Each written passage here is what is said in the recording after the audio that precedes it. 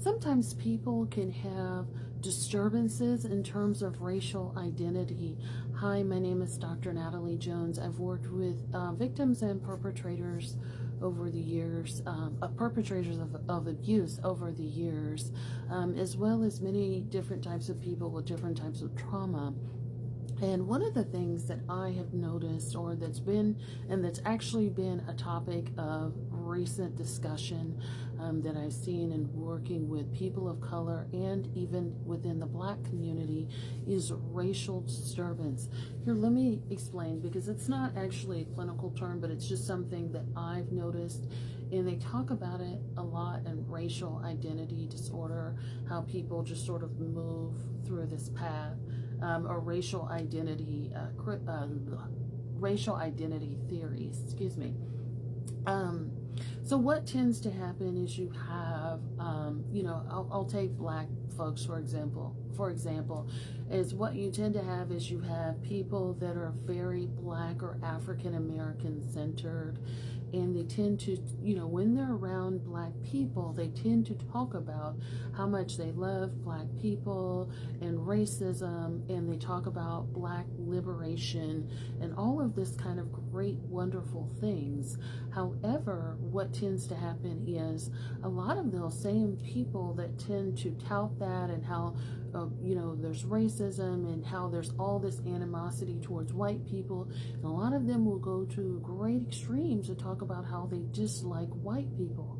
However, the irony is that a lot of them will end up in white partnerships and have almost like a separate life that they have that is filled with white people, the very same crowd of people that they tout that they hate.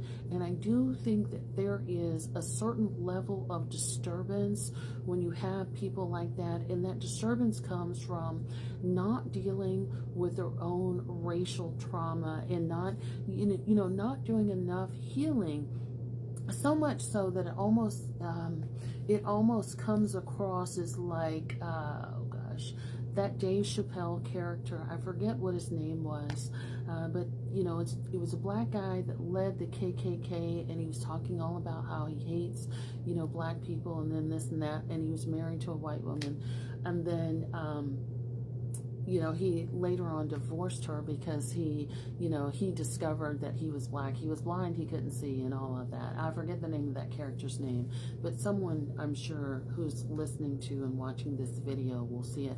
But again, there's a level of disturbance, and I've countered this a number of times, across my career, where people are just like, I do not like white people, this and that, and this an African American or Black person telling me this, but then all of their people that they surround themselves with outside of what the public persona that they portray are white. And so there is this discrepancy among what they say and the life that they're actually living.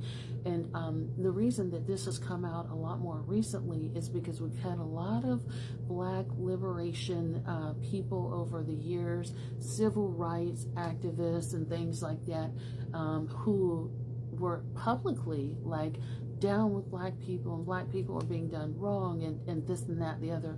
But behind closed doors, they're leading a life, a different sort of lifestyle. And I don't care what anybody, whatever you want to do you. But again, I think there is a disturbance there amongst people that have like a racial identity crisis, is what I meant to say at the beginning. So let me know if you've encountered this, what your thoughts are. Like, follow, and share if this has been helpful.